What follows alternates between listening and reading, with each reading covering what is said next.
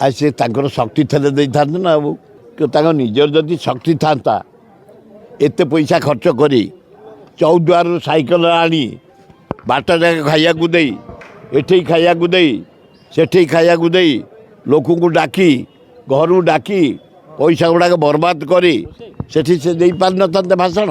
ତାଙ୍କର ଷ୍ଟେମିନା ନାହିଁ ଏଇନା ଭାଷଣ ଦେବା ପାଇଁ, କିନ୍ତୁ ପଇସା ଅଛି, ଦଳ ଅଛି, ସରକାର ଅଛି, ଲୋକ ବୋହିବାର ଅସୁବିଧା ନାହିଁ।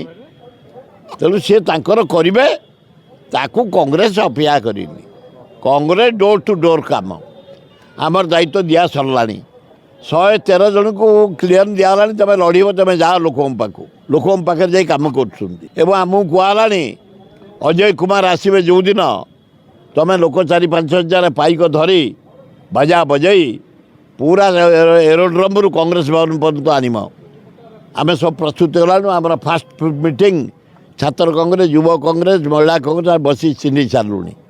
ଡେଟ୍ ଖାଲି ଫାଇନାଲ ହେଲେ ଆମ ସଂଗଠନକୁ ସୁଦୃଢ଼ କରିବା ପାଇଁ ଡକ୍ଟର ଅଜୟ କୁମାର ନେତୃତ୍ୱରେ, ଶରଦ ପଣ୍ଡା ନେତୃତ୍ୱରେ ମାତି ଚାଲିବୁ। ରାଜ୍ୟପାଳଙ୍କୁ ଦାଦିପତ୍ର ଦିଆଯାଏ ପାଣିର ଗାର। ଗୋଟେ ଗଣତନ୍ତ୍ର ପଦ୍ଧତିରେ ରାଜ୍ୟପାଳଙ୍କର କିଛି କର୍ତ୍ତୃତ୍ୱ ନାହିଁ। ଗୋଟେ କୌଣସି ପ୍ରୋଜେକ୍ଟ ସେ କରିପାରିବେନି, ଖାଲି ରେକମେଣ୍ଡେସନ୍ କରିବେ।